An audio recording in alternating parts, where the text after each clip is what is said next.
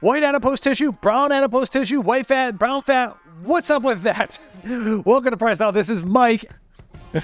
Didn't expect that to rhyme. Okay, we recently published a guide titled WAT to BAT, a high metabolism guide to brown and white fat, and we're going to go over that today. So the long story short here is that there are three different types of body fat.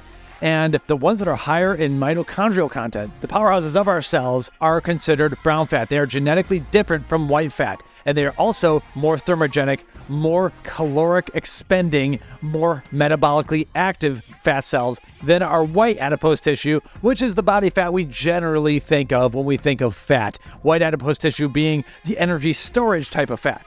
So over the course of the last couple of years, we have really realized that most successful weight loss strategies and most successful dietary supplements for weight loss, fat burners, and fat burning types of supplements basically find ways to increase the amount of brown fat activity, the metabolically active fat, and try to find ways to reduce the amount of white adipose tissue or convert some of that white adipose tissue into more brown fat, kind of like beiging of fat. So we have a whole guide here, and we're going to go over that here today. So I kind of give you the synopsis. The mitochondria are what make our brown fat brown. And the short answer to why that is because so brown fat is more mitochondrial dense, and mitochondria have a lot of iron inside, so it has a darker color. Now there are, so you can kind of see it will pop up an image here, but you have a far more dense body fat here in the brown fat side, whereas the white adipose tissue is more what you would think of as fat. Now, brown fat isn't in many parts of the body, and it's really not a high amount of our body fat, like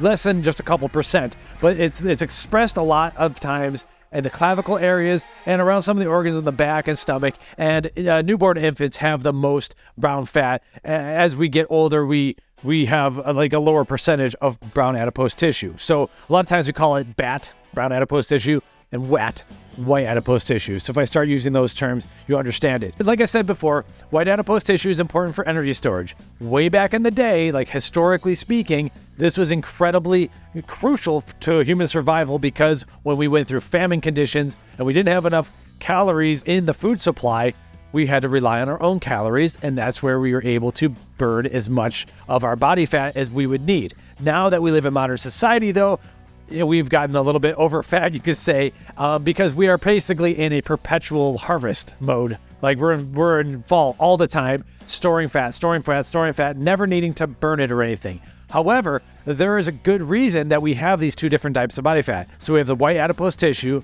subcutaneous fat for energy storage, but there are definitely times when we needed to use brown fat. We still do need to use brown fat, and that is in times of needing to induce a little bit of thermogenesis. So there are times where, even in the winter, when there wasn't a lot of food available, the human bodies need to stay warm, obviously. And one way of doing that is through shivering. As you know, shivering is a kinetic movement that will increase the amount of heat made. But brown fat are also able to do something really, really cool called non-shivering thermogenesis. And this is a way of using mechanisms within our brown fat cells to actually increase metabolic activity and increase heat expenditure at the cost of some calories, of course, but to keep us warm and alive. And a lot of the mechanisms that we see in a lot of the successful weight loss strategies rely on doing this. So mechanistically, the main way that the body performs this is through what's known as a protein known as uncoupling protein 1, UCP1. A lot of our favorite weight loss ingredients find ways to upregulate it. And what this protein does, it literally uncouples our metabolism and energy expenditure from physical activity, especially in the brown fat cells. So it's able to uncouple the respiratory chain from creating as much ATP in the brown adipose tissue, which we do want ATP, don't get me wrong, but sometimes we want to actually, instead of creating more energy in all of our cells, we can actually expend a lot more of it as heat.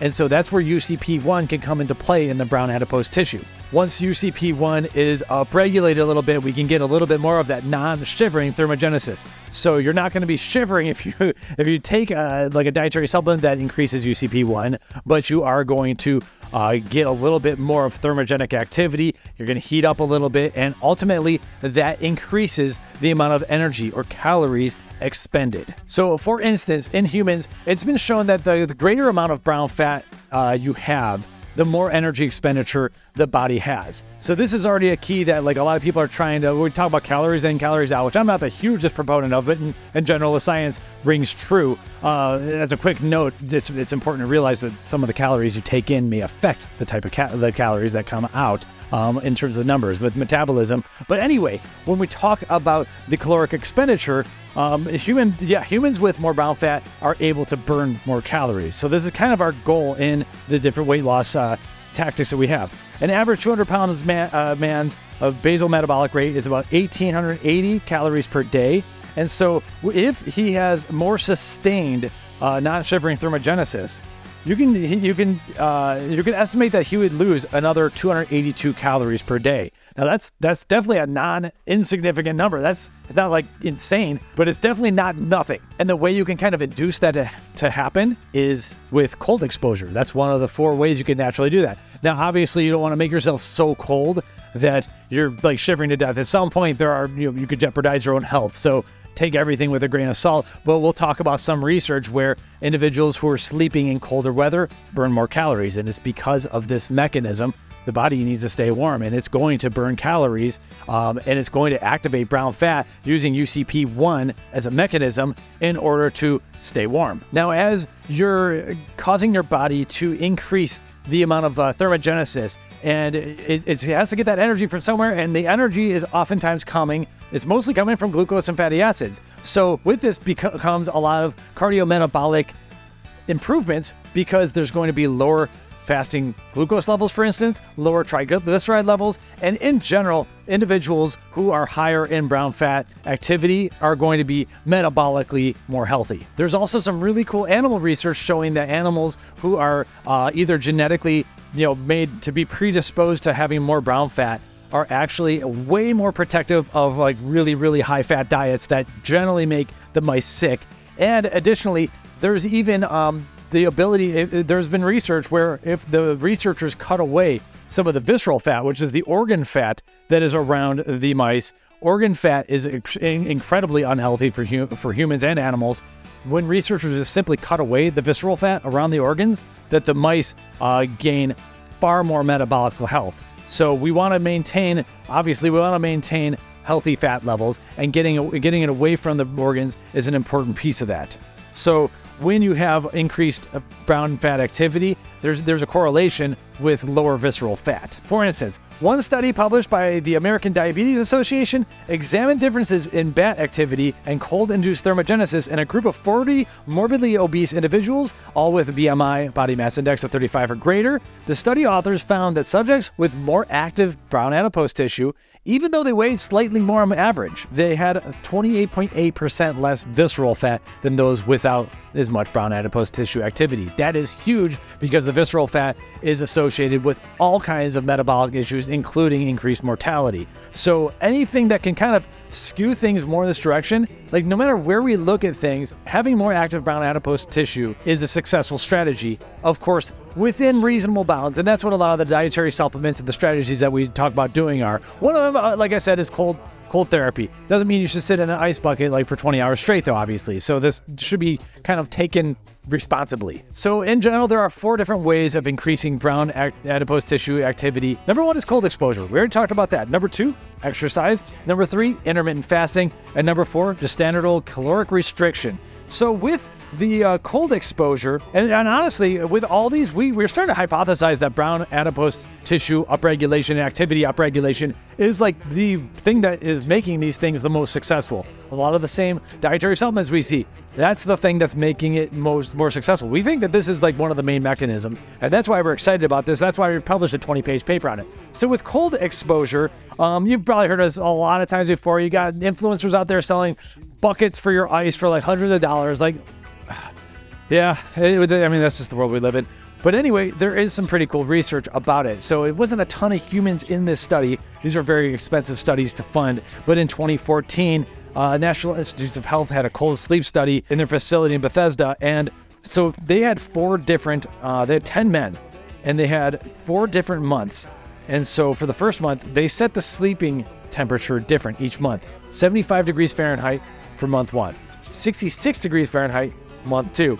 75 degrees again for month 3, and then the best, 81 degrees for month 4. That's not that much. Humans are used to sleeping in hot weather. I mean, people have survived in Texas for a long time. But either way, the researchers observed a 42% increase in brown fat volume and a 10% increase in fat adipose and fat metabolic activity during the second month when the temperature in the room was coldest. So cold exposure seems to be very significant. Obviously, don't blame me if you get in a fight over raising the air conditioning too much this summer. The electric bill is going to cost a lot, but it is one strategy to look at. The second strategy, as always, is exercise. We always recommend resistance training for exercise purposes, but there are definitely a lot of studies where it's showing that exercise increases brown fat formation and activates existing brown fat as well. So we don't need to beat this drum that much. You should be exercising even if it's just a walk after you eat. Get it done. Resistance training if you can. If you're an old person watching this, practice just getting up off the ground and back down. Do whatever it takes to build up. It's obviously so important. I don't need to go into it anymore. Let's see if there's any more research to specifically state, though. Now, I mean, I like to point out in this article, though, there is research showing that increased exercise does not necessarily lead to weight loss. That could be for any number of factors, including extreme insulin resistance because your diet is garbage. It could be because when you exercise more, appetite goes up even more, and there could be other environmental factors at hand. Basically, we've been poisoned to the point where maybe this was true 50 years ago. You can no longer outrun a bad diet. And so that's pretty much a quote that I like to say. I do recommend exercise, but you should be able to lose weight without it, and you should be able to lose weight with it. It's better to do it, obviously. The next thing is thyroid hormone. The hormone T3 activates brown adipose tissue. And so you want to make sure that you're getting enough, you're being healthy on your thyroid. You need enough iodine and tyrosine in your diet. That could be supplemented as well. We have a lot of weight loss supplements that include these two. But also you want to watch out for a lot of the iodine competitors out there that may dysregulate the thyroid hormone production. And so, for instance, fluoride in the water supplies, well, that might disrupt iodine. Bromine in brominated bread or in pesticides, that can disrupt thyroid hormone production because it's displacing iodine. Additionally, chlorine in the water, and there's just chlorine almost everywhere. Got to be careful for that. A whole home house filter can filter out the chlorine pretty easily to get rid of the fluoride. You got to go reverse osmosis, water distillation, or more intense methods. So chlorine's easy to get out, fluoride a little bit less easy. And finally, then there's intermittent fasting. And so a lot of different strategies. Not the video to talk about it. I have my opinions here in the blog post. I'll quickly go over it. But in general, intermittent fasting can lead to autophagy, which will allow your body to settle down and kill off some of the old dying cells. And that happens from mitochondria as well. Mitophagy is the autophagy of mitochondria, and we want out with the old, in with the new. Now, intermittent fasting or IF can be a strategy just to basically reduce calories for some people. It works real well, but I think there are more benefits to that. So for me, intermittent fasting is definitely easiest on low carb diets. You get in a ketogenic state a little bit easier and you're not craving the carbs like crazy. So it is easier if you have a low carb diet. You don't necessarily need to have a low carb diet though in your life. I've kind of moved away from that, but I'm still more low carb than average, I would probably say. Intermittent fasting is incredible for those who struggle to lose weight or control their eating. Just by having a feeding window that forces you not to eat, that's a successful strategy for a lot of people in and of itself. And even the intermittent fasting haters will admit to that. Intermittent fasting is difficult for those who are trying to build muscle with a high protein diet. This is the case for me. For instance, if you are trying to just eat twice a day, but you need 180 grams of protein a day, it's not totally easy to get 90 grams of protein in 2 different meals. If you have a 6-hour window, it's not easy to get 180 grams of protein in. So you have to think hard about that. If adding a third meal is going to get you higher goals, higher protein in working towards your goals, I think that's worth it. That's where I have made mistakes in the past. People who quote unquote get too big too easily, sometimes referred to as overs, those people I think are great candidates for intermittent fasting. If you just find yourself just eating and getting fat, fasting seems to work with people. People who are naturally skinnier, people who get skinnier too easily, hard gainers or unders. This is what I am. Bad candidates for intermittent fasting, in my opinion. A lot of us, we just need to eat. Fasting feels good though. And that's the next point. So in general, a lot of us who just need to eat, you know what? Maybe fasting isn't the best strategy for you if you're already lean. Stop tearing out your muscle. This is a memo to me from 5 years ago. Can't time travel though, so it is what it is.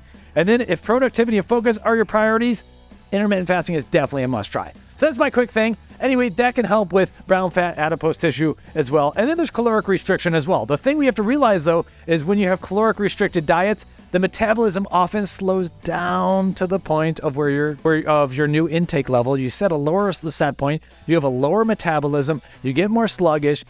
Caloric restriction works until it doesn't, because the calories in can affect the calories out. This is what the bean counters don't talk about all the time. Food selection does matter. So in general, and this is stolen from Peter Attia, there are three levers. Now I'm going to add a fourth. There's 3 levers you can pull on diet. Pull one at a time. If you change everything all at once, you don't know what's working for you, and you run out of levers to pull. 1, what to eat. Very important. You don't want to eat foods like seed oils or something that make you insulin resistant, for instance. 2, when to eat. That's where the fasting strategies kind of come in. And 3, of course, how much to eat. And then you can mix and match a little bit of that, but I still think you should only change one at a time. So now we can talk about the 4th lever that we can pull to help increase our brown adipose tissue activity and possibly increase the browning of our white adipose tissue, and it's dietary supplementation. We're going to key in on 2 ingredients, both sold by NMB Nutrition, which are MitoBurn and CaloriBurn, but there's actually a few others as well. Now, we've talked about these a lot on the channel, so let's do it again in case you haven't heard. But there are ways that we can actually increase these mechanisms through dietary supplementation, and they're with naturally found as molecules, some of them that are metabolites in our own body. So the first one is NMB Nutrition's MitoBurn.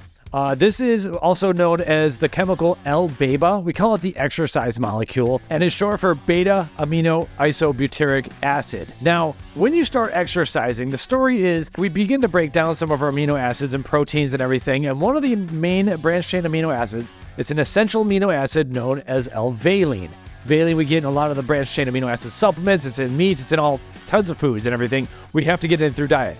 When we begin exercising, one of its metabolites, broken down, and one of its metabolites is L-BAIBA, which is a signaling molecule. It's a non-protein amino acid. And this is what we call the exercise molecule because it alerts the rest of the body that we are beginning to do physical activity and that we need to upregulate certain, like what we call exercise programs, such as protecting bone mass or increasing beta oxidation, possibly generating more ketones, protecting the kidneys. There's a few other things. So this is an ingredient that is naturally found. Now, of course, when the research was coming out, the scientists were seeing that exercising mice were generating more of this L-BAIBA. They said, well, what would happen if we gave the mice a little bit more? Would they have exercise-like effects? And the answer is yes. Now, I don't like to call this exercise in a pill. We're still big on exercise, but it can provide it can trigger some of the things that exercise causes in the body. So one of those things is an upregulation of UCP1, uncoupling protein 1, in our white adipose tissue. And over the course of time, this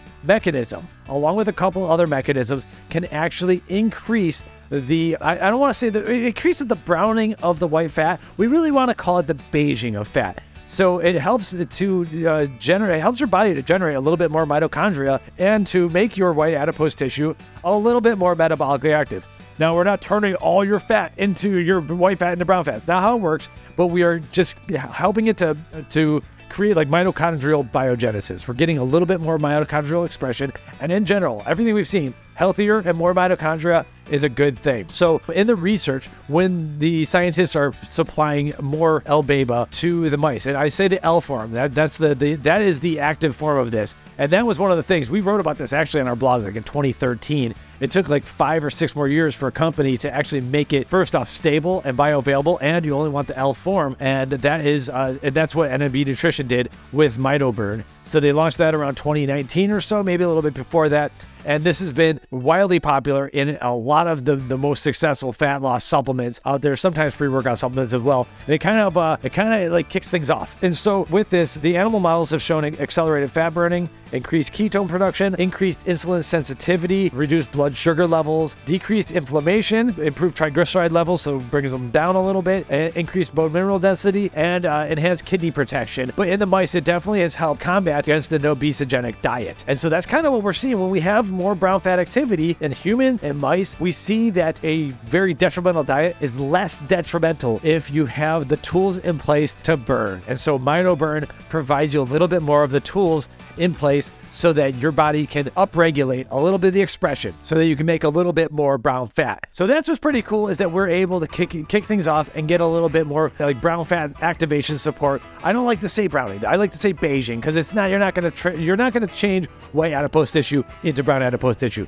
They actually, and we talk about this in the blog, it'll be linked in the description. Brown adipose tissue and white adipose tissue are genetically different. And so brown adipose will lead to, it can create more brown adipose tissue, but with white adipose tissue, it can be beige, but it's still going to be genetically the same as white fat. So you're not going to just like magically transform white into brown, but you are going to make your white a little bit, or you could potentially make your white a little bit more metabolically active. That's the first thing. Now, second though, is another popular ingredient we've seen is grains of paradise extract. Specifically, this is NMB Nutrition's CaloriBurn GP. The GB stands for Grains of Paradise. And so grains of paradise is actually used in cooking. It is a ginger-related spice. It can be used if you don't like black pepper or you're allergic to black pepper, but you kind of like that a little bit of zing. This is a great black pepper extract or black pepper cooking replacement. So Grains of Paradise. Check it out. It's got a little more zing to it, and it is related to the ginger family. It has a constituent known as 6-paradol. Now, what's really cool about 6-paradol is that it is actually able to induce non-shivering thermogenesis in the fat cells, in the brown adipose tissue fat cells, and kick up a little bit more energy expenditure. And so there's research. We have human clinical research here. One study was on 30 milligrams, the other one 40 milligrams a day. And in general, the plan here is really to get L-BAIBA or MitoBurn to help you brown a little bit more of the white fat, and then to make it more active with the CaloriBurn. That's how these two are synergistic. In addition, the CaloriBurn also has a couple other constituents in the Grains of Paradise. One of them is 6-gingerol, and the other is 6-shogaol, and these also help to activate some of the other receptors, TRPV1, that we've talked about, that are involved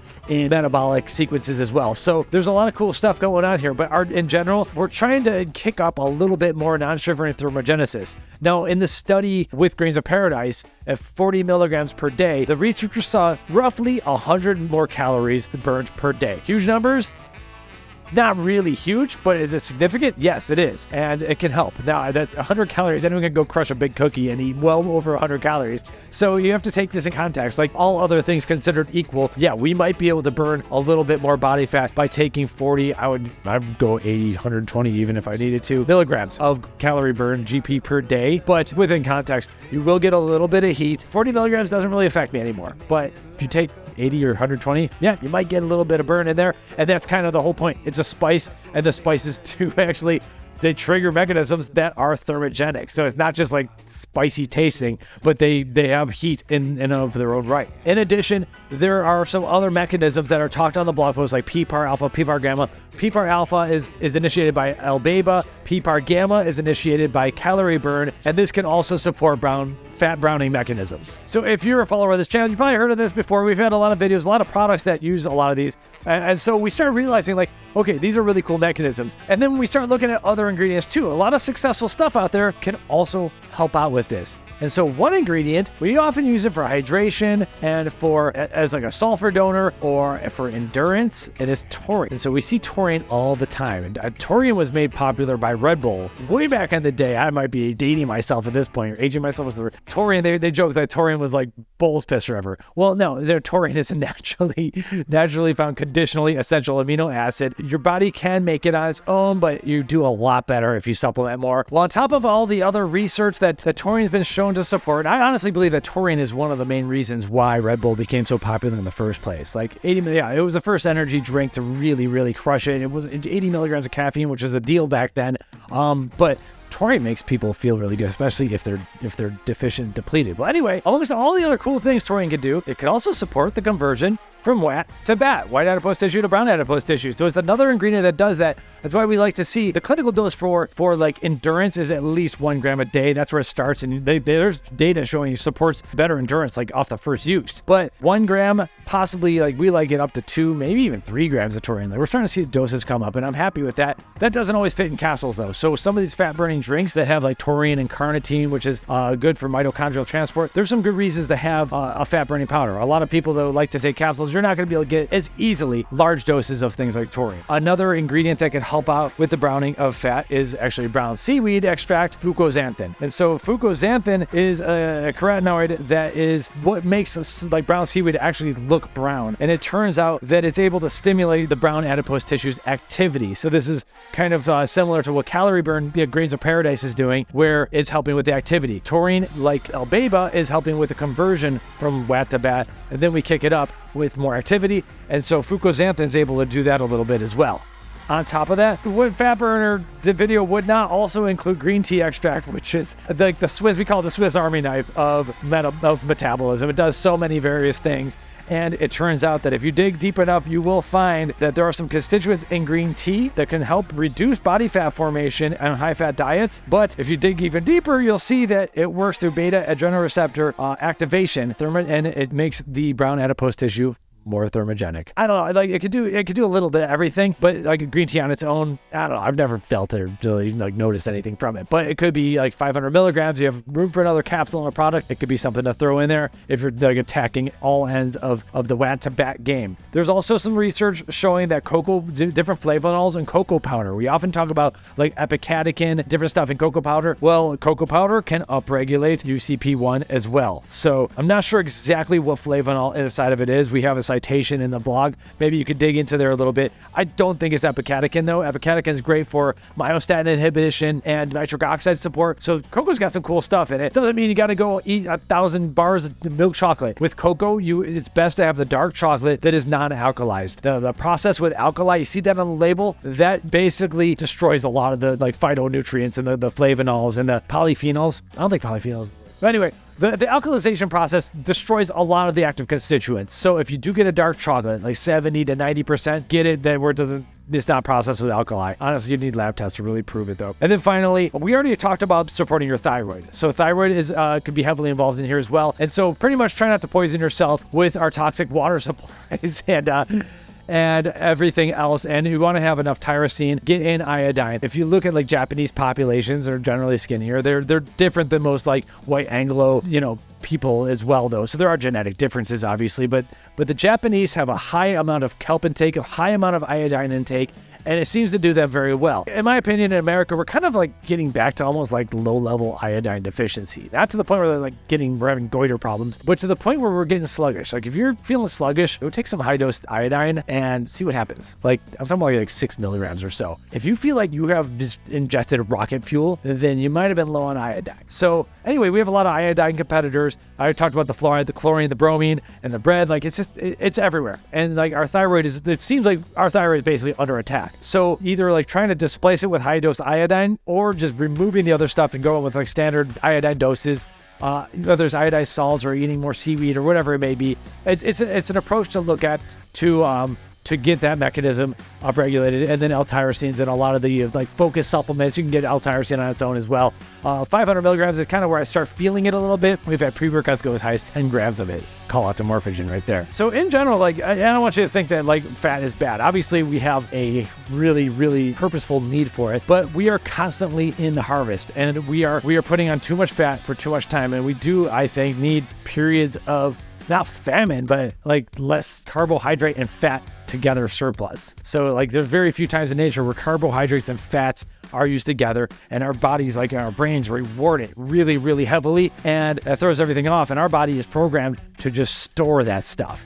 Store it as fat, might need it later. If I have carbs and fats right now, it is the fall, right? That's naturally when the carbs and fats are found together in nature. That's when the animals are fat. That's when the fruit's falling. So I have carbs and fats together, like ingesting carbs will slow down beta oxidation. And then what's going to happen? I'm not burning fat anymore. I'm working on the carbs. You store the fat. So when you combine carbs and fats, the body heavily rewards it. You want more of it. You might also, by chance, if you're doing it really wrong, eating cupcakes, you might have low protein at the same time. And so your body still wants protein. It's still hungry. And so you have this protein leverage effect where your body's like, I don't care. I have all this like extra food, but I still don't have protein. So I'm still hungry. People are like perpetually hungry despite having all these calories. So the point being is that we live in this perpetual fall harvest, gorging ourselves with carbs and fats, which isn't really a necessary thing. And we need to focus on protein, which in and of itself is thermogenic. It's got a higher thermic effect, but also trying to figure out, like, I'm not all low carb, I'm not all low fat, but I like trying to figure out which foods are not going to make us just like constantly hungry, because our bodies are really good, as you can tell, at keeping us fat. Like that's what they're doing. It's first off protecting you, storing garbage in as fat, all of like a lot of fat soluble substances and a lot of the excess energy for later. But also your body's really good at keeping its blood clean so that you don't like go and kill your organs. And so when you have a lot of extra junk in your diet, it's going to get stored as fat as well. We can't poop it all out. Our liver cannot clean out, and our kidneys cannot clean everything out, so they get stored as fat. And so it becomes a whole lifelong process. If you've like been damaging yourself for over a decade, it's going to take time to clean it out. And some of these mechanisms may help, but if we keep putting poison into our systems, we're going to like be constantly fighting ourselves. And I think that's the problem a lot of people get into. So it's a whole topic for another day. But the point is, we do have some ingredients that can help with these mechanisms, and every dietary tactic that seems to be really working with people, like literally working with 100-pound weight loss kind of effects, really seem to be tapping into the ability to reduce white adipose tissue, but also upregulate brown adipose tissue. A lot of times we're always talking about burning the white fat, burning subcutaneous fat, burning body fat, getting rid of visceral fat. But there's also this other side here where some of this fat, brown adipose tissue, is really good. And that's why we like MitoBurn at L-BAIBA a lot, because we can actually increase the brown fat. And that might be just as important as burning some of the white fat. Thank you for watching so long. I didn't mean to go on all the dietary rants and everything, but it's a subject near and dear to my heart. So if you're still here, I appreciate you watching. Check out the blog post. You got a ton of citations studied there. And I'm happy to like discuss or debate some of the other stuff, like the fasting. I know it's like, it gets controversial. Those are kind of like my tips on fasting. It's not the best for everyone, but some people could definitely use a little chill time on their gut. Let the gut do its thing. Let the insulin clear out a little bit, do its other job, etc., etc. Thanks again for watching. Don't need to get back into it. Have a good one.